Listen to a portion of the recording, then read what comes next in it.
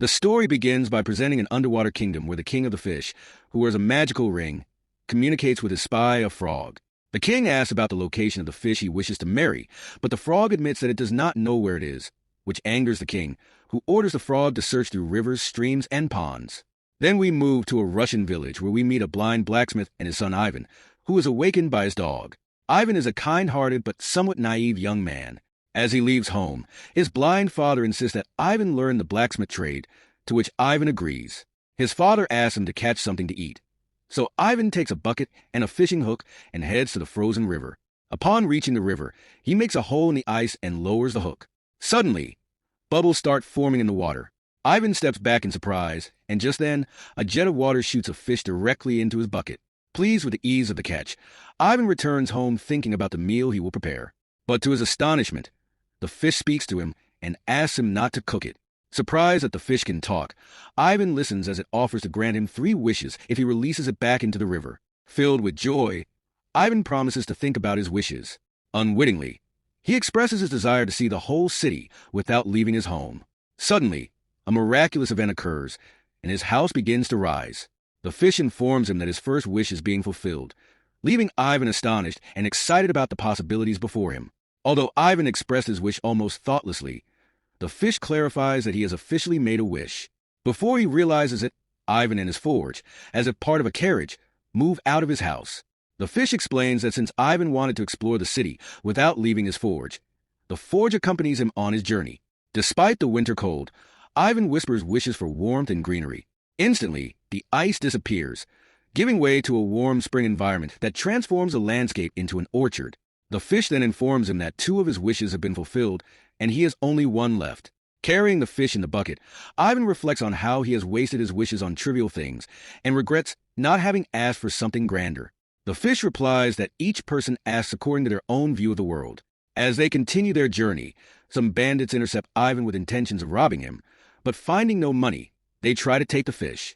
Ivan takes advantage of a moment of carelessness to escape with the bucket, but the bandits chase him. With no way out, Ivan decides to release the fish into the river, asking it to stay there where it will be safe. Furious, the bandits hang him upside down from a tree and leave. Soon after, a beautiful young woman approaches and helps him get free. Noticing a scar for the fish pattern on her shoulder, Ivan realizes that she is the fish transformed into a human. She introduces herself as Yana. Ensuring that she cannot escape, Ivan takes the scarf and tells her that he still has 1 wish left, which he will use at the right time. Curious, Yana asks about his plans. Ivan reveals that his goal is to marry the daughter of the Russian Tsar.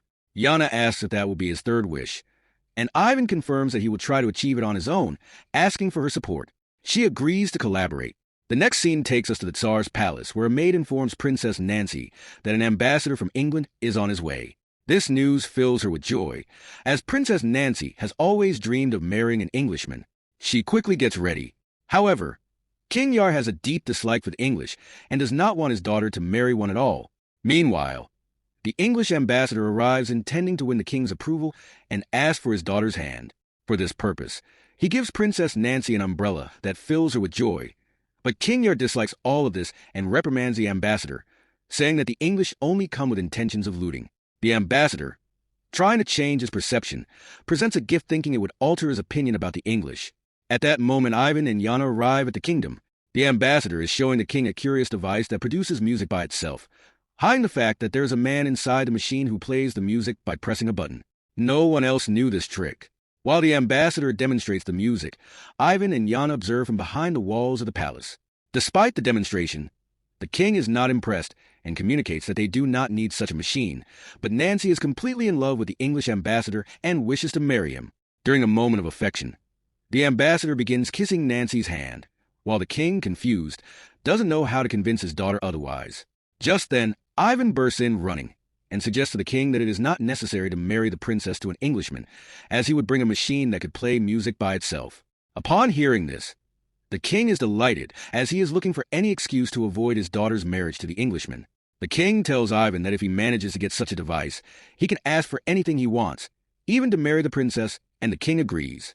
The princess, however, is annoyed to hear this, as she wants to marry the English ambassador and does not like Ivan trying to scare him. But Ivan remains steadfast in his purpose. The king then orders that Ivan be given new clothes and shoes for his quest, as Ivan was poor. Ivan, whose feet were clad only in worn-out socks, was filled with joy at the king's offer. Upon leaving, he shared the news with Jana, who warned him that although the musical instrument existed, it would be extremely difficult to obtain. When asked why, Jana explained that the instrument was in the hands of a creature in the dark forest, and that all who had tried to recover it had never returned alive. Jana revealed that the instrument had peculiar powers. If it played a cheerful melody, it made people dance nonstop until they fell exhausted and were devoured by the creature. If it played a sad melody, it made people cry until they fell asleep, also leading to their being devoured. Understanding the danger, Ivan decided to take the risk. Along with Jana, he prepared a bag of food to undertake the search. As they ventured deeper into the dark forest, overcoming difficult paths, they approached their destination. Upon reaching the forest threshold, Jana told Ivan that he had to continue alone. As Ivan advanced through the dense forest, he found himself surrounded by skeletons and bones, a testament to those who had attempted this mission before. Suddenly, he heard the voice of the creature asking if he too was seeking the musical instrument. Ivan affirmed his intention, to which the creature proposed a challenge. If he could withstand the music of the instrument without losing control, it would be his. The creature asked if he preferred to hear a melody of sadness or joy, and Ivan chose the sad one. Surprisingly, the song had no effect on Ivan, who even began to sing the following lines of the melody. Astonished, the creature inquired how he knew the song and why it did not make him sad. Ivan explained that his mother had sung that song to him every day during his childhood, so it did not affect him. Having lost the challenge, the creature confessed to Ivan that it would starve if it gave up the instrument. With compassion, Ivan even offered food from his bag, which delighted the creature. Grateful, it not only agreed to hand over the instrument, but also decided to accompany Ivan on his return, hoping that Ivan would see it as a friend. On the other side, near the river, Jana waited for Ivan, sitting peacefully. Suddenly, a messenger from the Fish King, a frog, delivers a message stating that the Fish King has been searching for her everywhere and wishes for her to come to him to marry immediately. Jana responds firmly, telling the frog to inform the king that she will never marry him. At that moment, Ivan arrives with his cat and a musical instrument, overhearing the conversation between Jana and the frog. Curious, Jana asks him if he has finally found the musical instrument. Ivan nods, and shortly after, they both decide to return. On the way back, Ivan mentions to Jana that he understands her rejection of marriage to the Fish King because he fled from there. Jana confirms that she does not love him. In the next scene, the action shifts to the palace of King Jar, where an ambassador from England, now disguised as an ambassador from Italy, tries to persuade the king to allow the marriage of the prince with the princess. She recognizes him and is pleased, but before she can ask for her hand, Ivan arrives with a musical instrument. At his signal, the cat begins to play joyful melodies, causing everyone in the court to dance uncontrollably due to the magical music. Eventually, at Ivan's request, the cat stops the music. The king, impressed, congratulates Ivan on the wonderful instrument and decides that both the cat and the instrument should remain in the palace. Remembering their agreement, Ivan asks the king to fulfill his promise to marry his daughter Nancy to him. The king agrees, but Nancy, cunning and proud, wishes to marry the English ambassador instead to avoid marrying Ivan. She proposes that he undertake a task which she believes will be impossible to complete, hoping to rid herself of him forever. Naively, Ivan accepts the challenge, promising to perform any task Nancy sets. She informs him that she will reveal what it is the next day. Later, Ivan meets up with Jana, who, seeing him happy, asks if his marriage with the princess is already arranged. Ivan replies that it is not, as Nancy has proposed a challenge before agreeing to marry him, saying, "She promised to marry me if I could complete one last task." That night, Princess Nancy goes to the warehouse to summon the spirit of her malevolent mother. When the spirit appears, it asks why she is called at such an hour. Nancy confesses that she wants to assign Ivan a task. The next day, Nancy's mother suggested a particularly difficult challenge that Ivan could never complete, freeing her from him forever. Following this plan, the princess instructed the ambassador to show the king an incredible machine. This device, when vegetables were inserted, would automatically cut them, and when fruits were added, it would produce juice by itself. What nobody knew was that inside the machine, a person was hidden, doing all the work while everyone believed the machine was operating on its own. The ambassador asked the king if he had anything similar in his kingdom. Before the king could respond, Nancy intervened, asking if Ivan could bring something that would serve food automatically and then clean up by itself. The king mentioned he had heard of a magical tablecloth that could do just that, although he had never seen it. Nancy cunningly proposed to the king that if Ivan managed to bring such a tablecloth, she would agree to marry him under those conditions. Ivan set off with Jana in search of the legendary magical tablecloth. During their journey, Jana explained that the tablecloth was in the possession of two brothers, Jayan and Ron, who had left the city years ago to live in a mountainous region. These brothers had become lazy over time due to the comfort of the tablecloth, which provided them with food effortlessly. As they continued their journey, Ivan and Jana stopped at the house of an elderly couple who, despite their poverty, deeply loved each other. Jana commented that the love between two people should be like that of a needle and thread, where one is incomplete without the other, reflecting the relationship of the elderly couple. They passed through beautiful green fields until they reached the mountainous region, where they finally found the brothers, noticeably overweight from their lack of activity, sitting among tall cliffs with the magical tablecloth. The brothers, tired of eating, were about to rest when Ivan approached and asked them for the magical tablecloth. This request deeply upset them, and in a fit of anger, they threw a coconut at his head, knocking him unconscious. Jana quickly came to his aid and suggested to the brothers that they look at their reflection in the water. Seeing themselves so changed and resembling animals due to years of laziness, they felt deeply saddened and asked Jana for a solution. She advised them to get rid of the magical tablecloth, to leave behind their laziness, and to start working for their food. The brothers agreed and handed over the tablecloth to Jana, who took it and left with Ivan, who had already regained consciousness.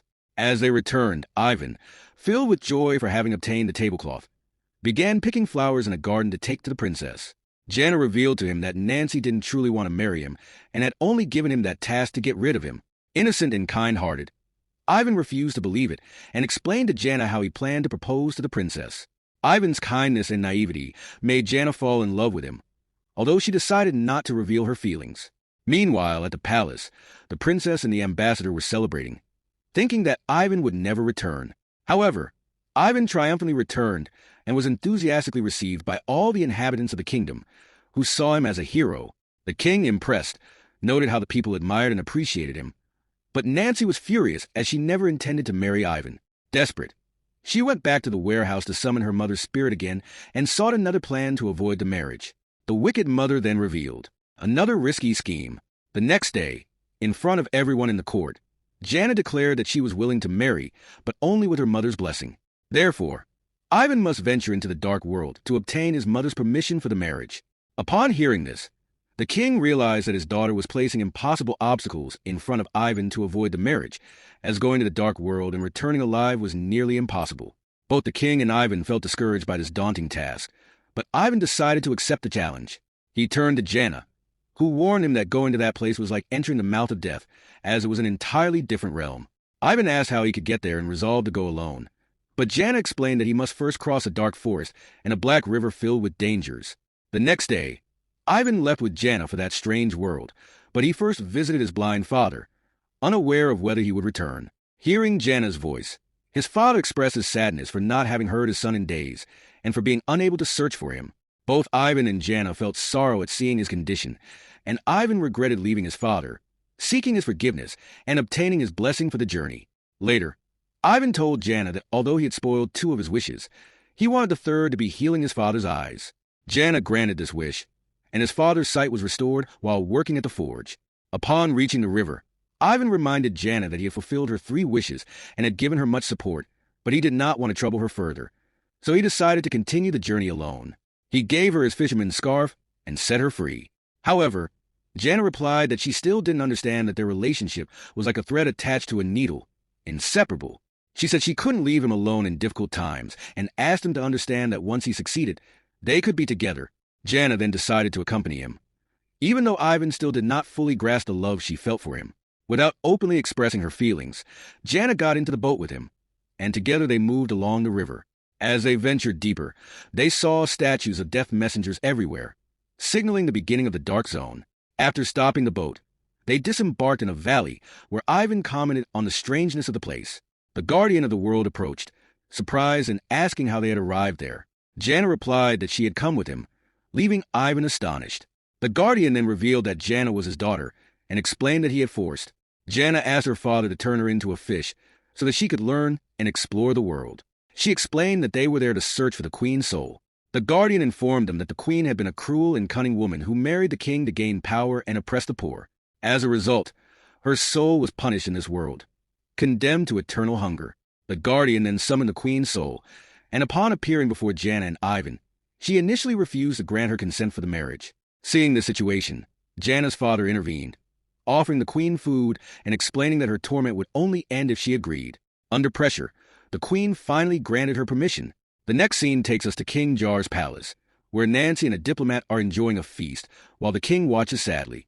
Suddenly, the queen's soul appears on a platter, publicly announcing her consent to the marriage, which fills the king with joy, although Nancy is perplexed to see that Ivan has completed the difficult task. Meanwhile, in the dark world, Jana thanked her father and returned to the boat with Ivan, ready to go back. Along the way, she told Ivan that he had accomplished the most difficult task of all. "You don't need me anymore, so forget about me. You'll end up marrying the princess anyway," she said with resignation. But Ivan replied, "I can't forget you, and I don't want to," with a mix of sadness and resignation. Jana reminded him that those who return from that place are destined to lose their memories. Meanwhile, consumed by anger, Nancy entered the storage room to destroy the chair she used to summon her mother's spirit.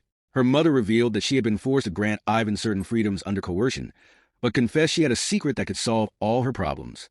When asked what it was, her mother explained that Ivan had not acted alone in his feats. A magical fish had assisted him throughout, and in her kingdom, the use of magic was punishable by death. Meanwhile, Ivan and Jana continued their journey down the river. At dawn, when Ivan woke up, he found his boat on the shore, and all his memories of Jana had vanished. When he asked her who she was, Jana simply replied, "I'm just the one who steers the boat." Ivan got off the boat, feeling he had forgotten something important. Upon arriving where Nancy was, Ivan told her that although he had completed all his tasks, he had fallen in love with someone else, though he couldn't remember who. Nancy, cunningly, inquired if he had completed his tasks alone, to which Ivan admitted he had always had magical help, though he couldn't recall from whom. Upon hearing about the magic, Nancy ordered the soldiers to arrest him. In her kingdom, the use of magic was punishable by death. Ivan was astounded. He couldn't believe that the very person for whom he had risked everything would betray him so profoundly. The next day, as they were preparing to blindfold him for his execution, Jana suddenly appeared. She offered to trade her freedom for Ivan's life, suggesting that he give Nancy a scarf made of fish scales, a representation of her own magical powers. Moved by this proposal, Nancy accepted and called off Ivan's execution. However, after saving him, Nancy's ambition and arrogance grew. She chose to imprison her father in order to declare herself queen. Once crowned, she confided in Jana that her initial wish had been granted, and now she wanted the Prince of England to propose to her. Thanks to Jana's magic, soldiers from England arrived with a marriage proposal from the prince, leaving the English ambassador, who had once been Nancy's lover, feeling betrayed. Without hesitation, Nancy demoted him to cleaning duties in the palace. Meanwhile, Ivan wandered through the familiar places with confusion, unable to recall anything clearly. During a nighttime visit to his father, he encountered John and Ron, who had lost weight from their physical activity. His father reminded him that the last time he had been there, he had been with Jana. When Ivan saw a thread and needle in John's hands, all his memories of Jana rushed back. Determined to reclaim his love, Ivan, aided by his father and the brothers, broke down the palace doors and confronted Nancy. He demanded Jana's release, threatening to retaliate against the soldiers if she did not comply. Ever calculating, Nancy proposed to Jana that she could fulfill a third wish, to transform her into a sorceress like herself. Jana granted the wish, but with an unexpected twist, Nancy turned into a fish. In her desperate attempts to reverse the transformation, Nancy discovered she could not use magic for her own gain. At that moment, water from a nearby well began to flow, and the Fish King appeared, mistaking Nancy for Jana and taking her underwater to marry her. With Nancy's schemes thwarted, everyone celebrated. Ivan's father was freed and restored to the throne, while Ivan and Jana finally professed their love for each other and decided to live together, bringing this magical tale full of adventure to a joyous conclusion. For more interesting movies and stories, visit our channel and subscribe, like, and share.